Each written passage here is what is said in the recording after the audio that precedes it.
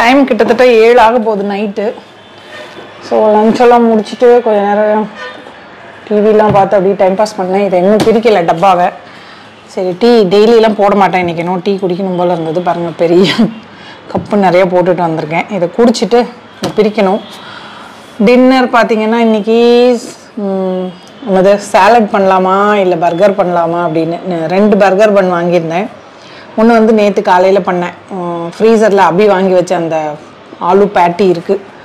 அது போக 1000 ஐலாண்ட் ஸ்ப்ரெட்டும் இருக்குது. இது வாங்கினேன் நேற்று பர்கர் பண்ணணும்னு சொல்லிட்டு லெட்யூஸ் லீஃபு இதெல்லாம் பிக் பாஸ்கெட்டில் போட்டிருந்தேன். இந்த தடவை பரவாயில்ல, நல்லா இருந்தது. சில டைம் ஃப்ரெஷ்ஷாக இருக்காது. பக்கத்தில் எங்கள் சூப்பர் மார்க்கெட்லாம் லெட்யூஸ் கிடைக்காது. ரொம்ப ரேராக தான் பர்கர் பண்ணேன். ஸோ அது இல்லைன்னா ஸ்ப்ரவுட்ஸு இதெல்லாம் நிறையா இருக்குது. கொண்டக்கடலை, பச்சைப்பயிறு, நிலக்கடலையும் ஊற வச்சுருக்கேன். அப்புறம் சக்கரவள்ளி கிழங்கு வேக வச்சது இருக்குது. ஸோ அதெல்லாம் போட்டு ஒரு சாலட் கூட பண்ணிக்கலாம். மத்தியானத்துக்கு பண்ணேன் இல்லையா, கொத்தமல்லி சட்னி அதெல்லாம் போட்டு ஸ்வீட் பொட்டேட்டோ, வெங்காயம், தக்காளி, வெள்ளரிக்காயெல்லாம் கட் பண்ணி ஸ்ப்ரவுட்ஸ் எல்லாம் போட்டு. ஸோ எப்படி மூடு இருக்கோ அப்படி பண்ணு வச்சா கெட்டு போயிடுவோம் அப்படின்னு ஒரு தாட் இருக்குது. பார்க்கலாம்.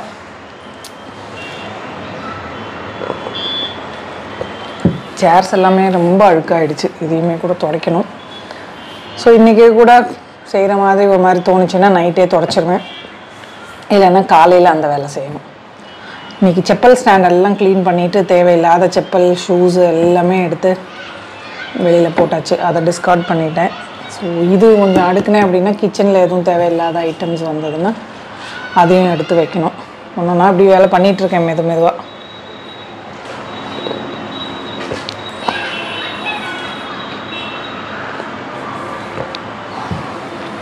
சிட்டு நைட் சாப்பாடு சாப்பிட்டானுங்க. அதனால் இந்த பக்கம் ஒருத்தன் படுத்து பார்த்துட்ருக்கானுங்க. நல்லா சர்க்கரை போட்டு டீ குடிப்பேன். இப்போல்லாம் சர்க்கரை இல்லாமல் இல்லை டேஸ்ட்டுக்கு வேணும்னா கொஞ்சோண்டு வெல்லம் போடுறது. டீ குடித்தா மாதிரியே இல்லை. அதனாலே நான் இப்போ டீ எல்லாம் போடுறது கிடையாது. முந்தியுமே டெய்லி குடிக்க மாட்டேன். எப்போயாவது போட்டால் குஜராத்திஸ் போடுற மாதிரி நல்லா இனிப்பாக டீ இருக்கணும். டீ காஃபி கொஞ்சம் கஷ்டமாக இருக்கும் குடிக்கிறதுக்கு. ஏதோ சூடாக குடிக்கணும் போல் இருந்துச்சு. அது சரி போட்டு வந்திருக்கேன். டீ எல்லாம் குடித்தாச்சு. பிரிப்போம். சரியாக இல்லைன்னா ரிட்டர்ன் வேறு போடணும். அன்றைக்கே பார்த்துட்டோன்னா நல்லது வந்த அன்றைக்கே. இல்லைன்னா அது வேறு பிரச்சனை. ரிவ்யூஸ் நல்லா தான் கொடுத்துருந்தாங்க.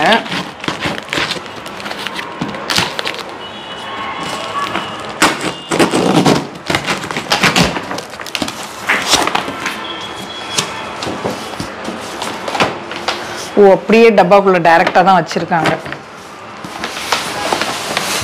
ஸோ இப்படி கொடுத்துருக்காங்க பாருங்கள்.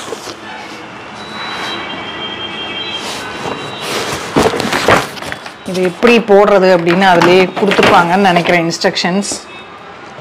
ஸோ அது மாதிரி பார்த்து பண்ணணும்.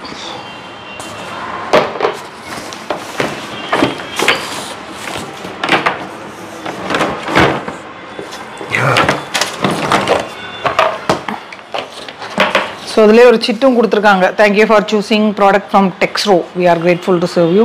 ஏதாவது பிரச்சனைனா கஸ்டமர் கேர் நம்பரும் கொடுத்துருக்காங்க. காலையில் 10லேருந்து 8க்குள்ளேயா. சப்போஸ் எதுவும் இதில் இருக்கிறது மிஸ்ஸிங்காக இருந்துச்சு இல்லை எதுவும் சரியில்லை அப்படின்னா கால் பண்ணுங்க அப்படின்னு.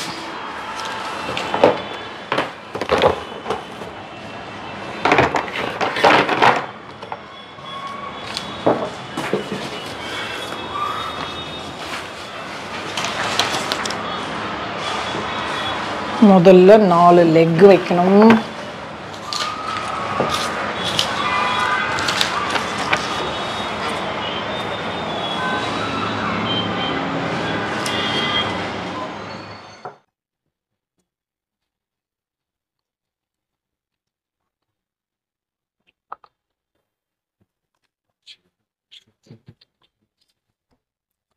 ரொம்ப ஈஸியாக தான் இருக்கு.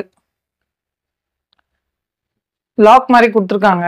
அது இதுக்குள்ளே வர மாதிரி விட்டோம்னா கால் லெக்கு போய் அது கூட சீட்டிங் சரியாக ஆகிடுது.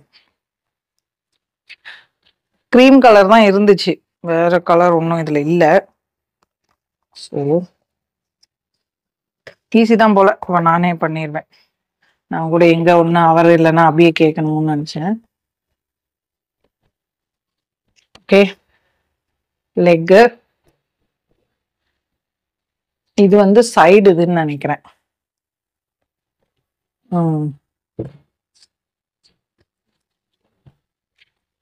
சூப்பர்.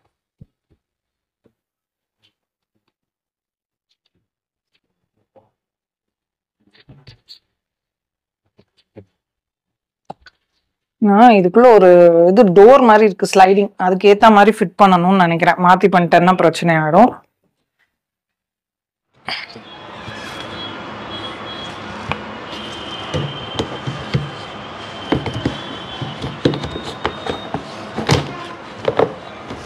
சூப்பர் பாருங்க, இந்த மாதிரி பாக்ஸ் மாதிரி ஆயிடுச்சு.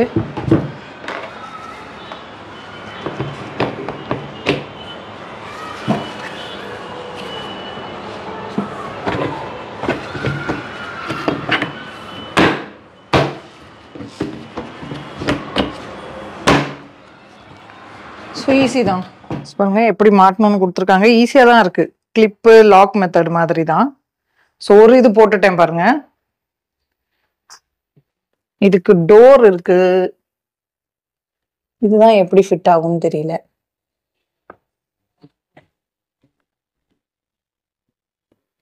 ஸோ இதை கூட லாஸ்டா போட்டுக்கலாம்.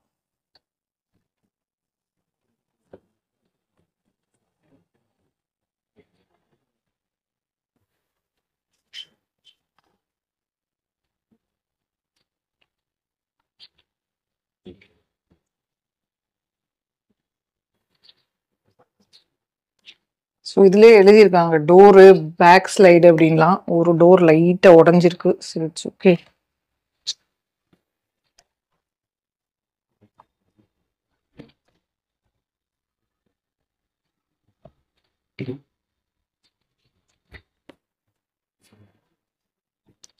ஓகே, இதுல லெஃப்ட் சைடு ரைட் சைடு எல்லாம் கொடுத்துருக்காங்க. நான் அதை பார்க்காம மாட்டி வச்சிருக்கேன்னு நினைக்கிறேன். இது ரைட் சைடு. அடியில தப்பா மாட்டிருக்கணும் என்னவோ தெரியல, பார்க்கணும். ரைட் சைடு லெஃப்ட்லயும் லெஃப்ட் சைடு ரைட்லயும் மாட்டிருக்கேன் இதுல.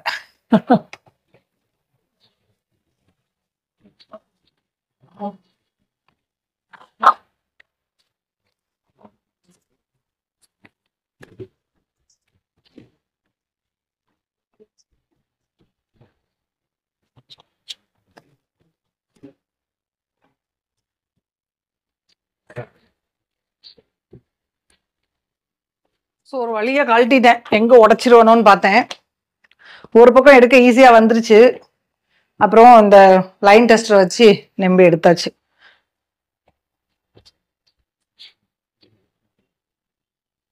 ஸோ இப்போ திருப்பியும் ஏன்னா டோருக்கான அந்த ஸ்லைடிங் இது இங்க கொடுத்துருக்காங்க. லெஃப்ட் ரைட்டுன்னு போட்டிருக்காங்க. அதை பார்த்து கரெக்டா போட்டிருக்கணும். நான் தப்பு பண்ணிட்டேன்.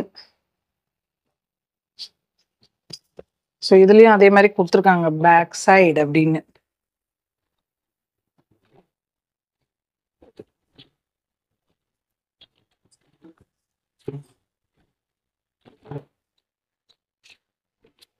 ஓகே, அடுத்தது கரெக்டா தான் பண்ணிருப்பேன்னு நினைக்கிறேன். Left side right side. Okay,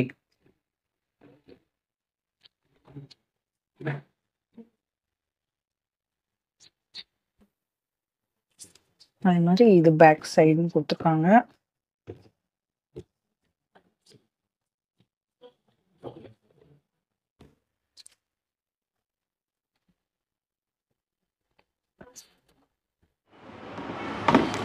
இது போடுறதுக்கு முன்னாடியே டோர் போட்டுருணுமோ? எஸ்.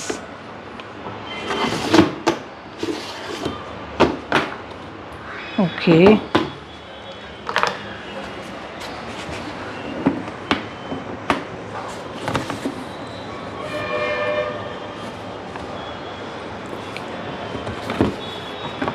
சூப்பர்.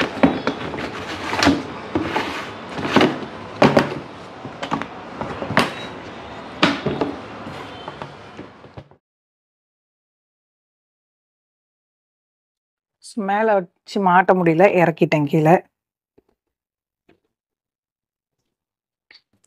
இது பாத்தீங்கன்னா 6 அந்த மாதிரி. இன்னும் கூட ஒரு பெரிய இது வரும். நான் 5 இதுதான் வாங்கினேன்.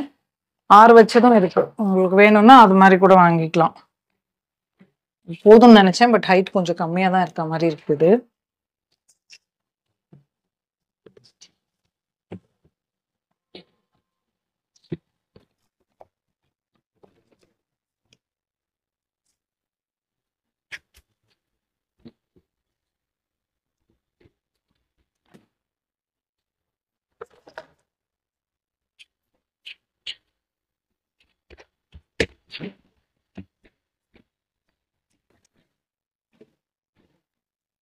சிக்ஸ் கூட வாங்கியிருக்கலாம் போல, 5 வாங்கியிருக்கேன். ஓகே தான் இருக்கு இல்லையா? சொல்லுங்க எப்படி.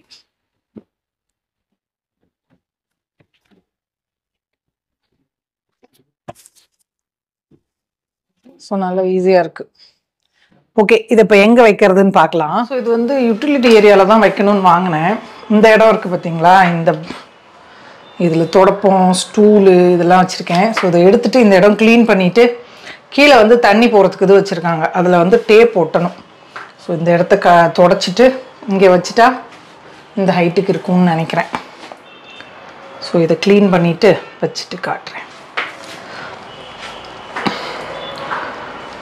இதெல்லாம் பார்த்தீங்கன்னா செவுரு பயங்கர இது, பில்டிங் ஃபுல்லுமே கொஞ்சம் நாஸ்தி தான் எல்லாம். முதல்ல மழை பெய்கிறப்போ இந்த இடத்துல லீக் ஆகும், கொஞ்சம் சரி பண்ணதுக்கப்புறம் இந்த தடவை லீக்கெல்லாம் இல்லை, வெள்ளம் அடித்தாதான் இதெல்லாம் சரியாகும். கபோர்டு எல்லாமே நாஸ்தி ஆகிடுச்சு, மழை பெஞ்சு சீப்பேஜ் வந்துச்சு. ஸோ இந்த இடம் காலி பண்ணிட்டேன் பாருங்கள். அதில் அந்த பிளாஸ்டிக் மூடி போட்டு வச்சுருக்கேன், டேப்பு காலி ஆகிடுச்சு. இது ஃபுல்லாக மழை தண்ணி சீப்பாகி அப்படியே ஒரு மாதிரி இருக்குது. ஸோ இது சிட்டு டெட்டோட ஃபுட்டு இதெல்லாம் இதில் இருக்குது பாருங்கள், ரைஸ் குக்கர் ஏர் ஃப்ரையர்லாம். இப்போ அதை அந்த ஷெல்ஃபை கொண்டு வந்து இங்கே வச்சிடலாம்.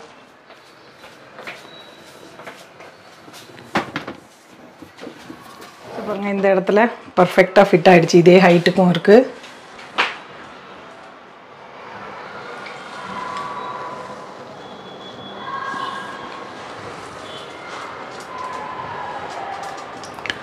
டெட்டு வந்து செக் பண்ணுறாரு, மாஸ்டர் எல்லாம் சரியாக தான் இருக்குது போங்க. Dead dead out out, quality check. So tray மேலே வேறு ஏதாவது வைக்கணும், இப்போதைக்கு இப்படி அடுக்கியிருக்கேன். இதில் ஃபுல்லாக மிக்ஸி ஜாரு, கொழுக்கட்டை அச்சு, ஃபனல், இது ஃபுல்லாக பார்த்தீங்கன்னா ஹேண்ட் மிக்சர், அதுக்கான இது எல்லாமே பார்த்தீங்கன்னா இந்த மாதிரி இந்த ஃபோட்டோகிராஃபிக்கு உள்ளது ஃபுல்லுமே மெஷரிங் கப்ஸ் ஒரு 3-4 டைப் வச்சுருக்கேன். இதில் மண்சட்டி ஒரு 3 இது, இதுலேயுமே கூட மண்சட்டியும் முறுக்கு விளக்கும் வச்சுருக்கேன். ஸோ இதுக்கு முன்னாடியுமே கூட டெய்லியெல்லாம் எடுத்து யூஸ் பண்ணுறது இல்லை பார்த்தீங்களா, அதனால் வேறு ஏதாவது இன்னும் கூட ரீஅரேஞ்ச் பண்ணுவேன். இப்போதைக்கு இந்த மாதிரி எடுத்து வச்சுருக்கேன். ஸோ இதெல்லாத்தையும் மூடிடலாம். மண்சட்டியை உள்ளே போட்டு போட்டு எடுத்துக்கு பண்ணுறதுக்கே கஷ்டமாக இருக்குது.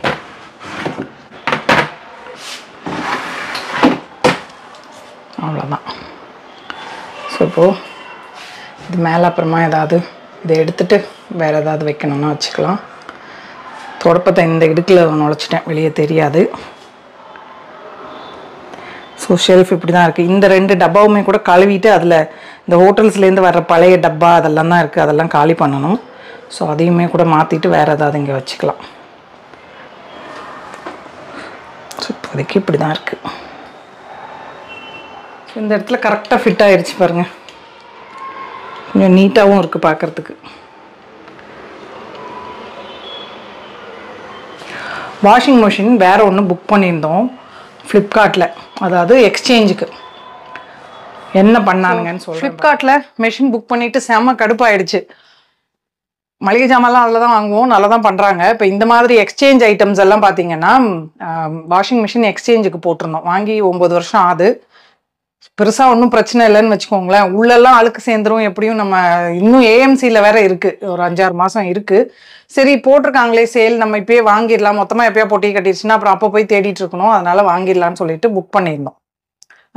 இதாவது எக்ஸ்சேஞ்சுக்கு பார்த்தீங்கன்னா இந்த பழைய மிஷினுக்கு 3100 நல்லா ஒர்க்கிங் கண்டிஷனில் இருந்ததுன்னா எடுத்துப்போம். சப்போஸ் ரிப்பேராக இருக்குது, பட்டன்ஸ் எல்லாம் ஒழுங்காக இல்லை, அது ஒர்க்கே பண்ணலை அப்படின்னா 2100க்கு எடுத்துப்போம் அப்படின்னு சொல்லியிருந்தாங்க. வந்து பார்த்தவங்க பார்த்தீங்கன்னா ஏற்கனவே அவுட் ஃபார் டெலிவரின்னு 3 நாள் ஏமாத்தினாங்க, வரவே இல்லை. அதுக்கப்புறம் அவங்க செல்லரோட ஒரு ஸ்டாஃப் வந்திருந்தாப்புல, வந்துட்டு பார்த்துட்டு இதில் லைட்டாக துரு இருக்குது, அதற்கு நாங்கள் எடுக்க மாட்டோம் மொத்தத்துக்கே அப்படின்னு. அவங்க அவங்க ஹெச்ஆர் வந்து ஒத்துக்க மாட்டாரு அப்படின்னு சொல்லி ஹெச்ஆருக்கு ஃபோன் போட்டு கொடுன்னா அமேசான் பரவாயில்ல இந்த மாதிரி விஷயத்துல. அபி ஃப்ரெண்டுமே கூட அப்படிதான். நான் ஃப்ளிப்கார்ட்ல இது இதே மாதிரி எக்ஸ்சேஞ்சுக்கு ஃபோன் போட்டால் 5 தடவையும் வந்துட்டு கொடுக்காம இழுத்தடிச்சு கடைசியில் மொத்தத்துக்கும் கேன்சல் பண்ணிட்டு வெளியில் தான் வாங்கினாங்களாம். ஒரு விஷயம் உங்களால் செய்ய முடியாது அப்படின்னா ஸ்டாஃபுக்கு இவங்க போட்டுடுறாங்கல்ல, அப்போது ஐஎஃப்பி ஸ்டாஃபோ இல்லை செல்லர்கிட்டயோ இவங்க பேசணும். அந்த மாதிரி நாங்கள் போட்டிருக்கோம் அப்படின்னா அதை கொடுக்கணும். இவங்க அப்போ செல்லர்கிட்ட கேட்காம பண்ணுறாங்களா என்னன்னு தெரியல. அவங்க வந்து என்ன சொல்லிட்டாங்க, ஓடாத மிஷினுக்கு 2100 இது நல்லா ஓடுது, மொத்தத்துக்கே எடுக்க முடியாது அப்படிங்கிறாங்க. நம்ம இது மெயில் போட்டால் என்ன பண்ணிட்டாங்க, இந்த மாதிரி பிரச்சனை பண்ணுறாங்க, இந்த மாதிரி ஒழுங்காக கொடுக்கல அப்படின்னா நாங்கள் கேன்சல் பண்ணிடணும்னா டக்குன்னு கேன்சல் பண்ணிட்டாங்க. அதுக்கு தான் அப்புறம் ஹஸ்பண்ட் ஃபோன் பண்ணி கஸ்டமர் கேருக்கு திட்டினாரு. அது எப்படி நீங்கள் அவங்கள ஆக்ஷன் எடுக்கணும், ஒன்றும் யார் பேசுகிறாங்களோ ஹெச்ஆர் டைரெக்டாக பேச மாட்டேங்கிறாங்க. வந்து பார்த்தோம் 3 தடவை நாங்கள் வீட்டுக்கு டெலிவரிக்கு வந்து ஆள் இல்லைன்னு. அந்த பையன் வந்தப்போ வேறு நான் வீடியோ எடுத்து வச்சுருக்கேன். சரி பெருசாக போகும், நம்ம நிம்மதி போயிடும் அப்படிங்கிறதுனால தான் இவங்ககிட்ட இதெல்லாம் பண்ணுறது இல்லை. கன்சூமர் கோர்ட்டுக்கு கூட போகலாம் இந்த மாதிரி ட்ராக் பண்ணுறாங்க அப்படின்ட்டு. நம்ம காசையும் கட்டிட்டு 26,000மோ 28,000மோ கட்டிட்டு 3-4 நாளாக இப்போ அவுட் ஃபார் டெலிவரின்னு சொல்லி வரவும் வரல. இவங்ககிட்ட டெய்லி ஹஸ்பண்ட் மெயில் போட, கஸ்டமர் கேர்கிட்ட பேச அவ்வளோ டார்ச்சர் பண்ணுறாங்க.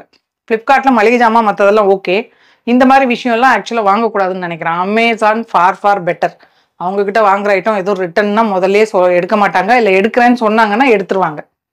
இது ஃப்ளிப்கார்ட் சைடு பிரச்சனையா இல்லை அவங்களோட செல்லர் சைடு பிரச்சனையா நமக்கு தெரியாது. ஆனால் செல்லர் சைடு பிரச்சனைனா இவங்க போடக்கூடாது. ஆக்சுவலாக சேல்லாம் போடுறாங்கன்னா எதுக்கு போடுறாங்க, நாங்கள் இது எக்ஸ்சேஞ்சுக்கு எடுத்துக்கிறோன்னு சொல்லிட்டு அதுலேயும் 3 டைப் ரூல்ஸ் அண்ட் ரெகுலேஷன்லாம் கொடுத்துருக்காங்க.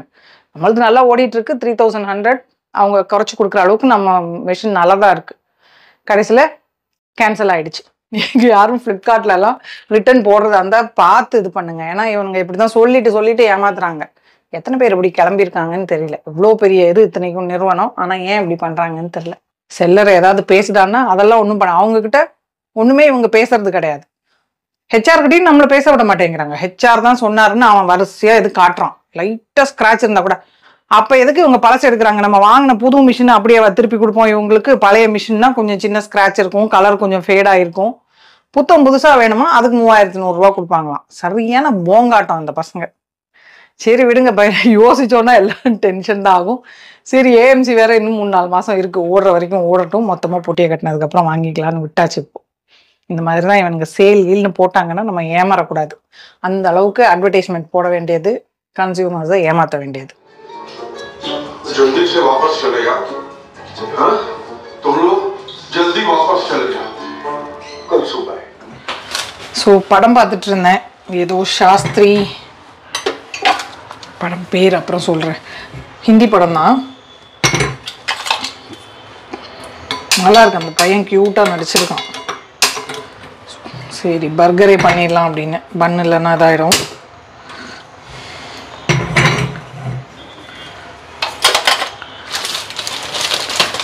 கொடுத்தப்பே பண்ண சப்பையாக தான் கொடுத்துருந்தாங்க. பாருங்கள் எப்படி நசுங்கி போயிருக்குன்னு.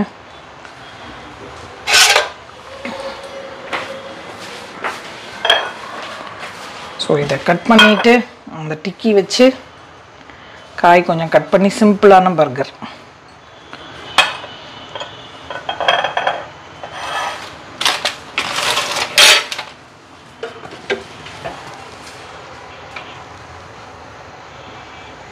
வெளியில் சூப்பராக காற்றடிக்குது.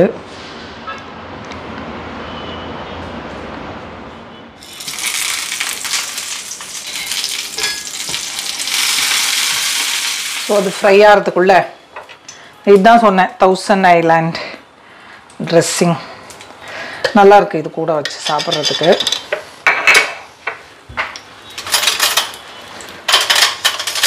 ஸோ இது கொஞ்சம் அப்ளை பண்ணிடலாம். ஒரு சைடு எக்லெஸ் தான் வாங்கினேன்.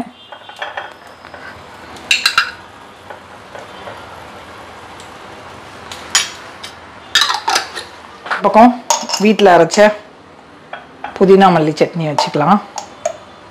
ஃபியூஷன் தான், நல்லா ஃபில்லிங்காக இருக்கும்.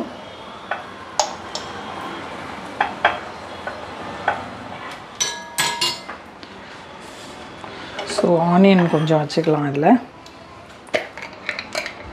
லெட்யூஸ் பாருங்கள் கொஞ்சம் அலசிட்டு ஃப்ரீசரில் ஒரு 5 நிமிஷம் வச்சோன்னா நல்லா அப்படி கிறிஸ்பாக ஆகிடும். வைக்கிறதுக்கு சாப்பிட்றப்ப நல்லா முறுக்கு முறுக்குன்னு இருக்கும்.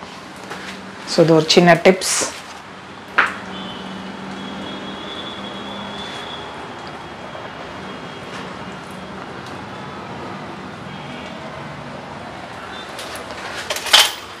அது கொஞ்சம் வெள்ளரிக்காய் உங்களுக்கு எது பிடிச்சிருக்கோ அந்த மாதிரி சேர்த்துக்கலாம்.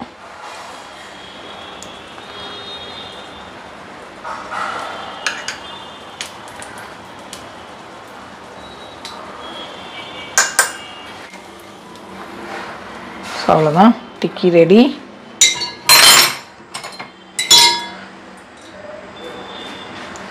மேலே நல்லா ஃப்ரீசரில் வச்சனால கிறிஸ்பியாக இருக்குது பாருங்கள், கரெக்ட் முறுக்குன்னு இருக்கும் சாப்பிட்றதுக்கு. அவ்வளோதான்.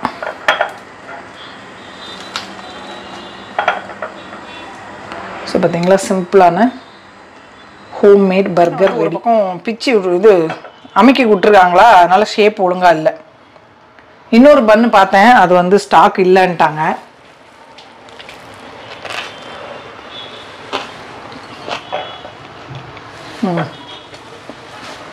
மேலே மசாலா அதெல்லாம் எதுவுமே போடலை. அவ்வளோதான். பாக்கி பழத்தை போய் சாப்பிட்டுட்டு கண்டினியூ பண்ணுறேன்.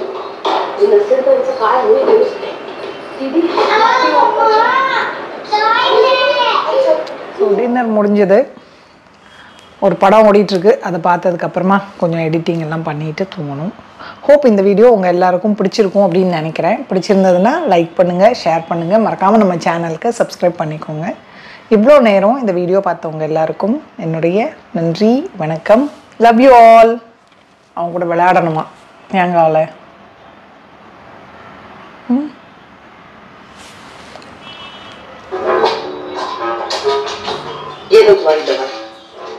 तुम्हारा बाबू यहाँ आके ये कर रहा है।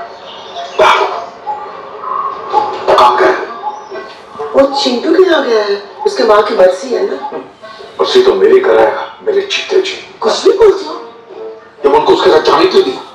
वो बाप है उसका।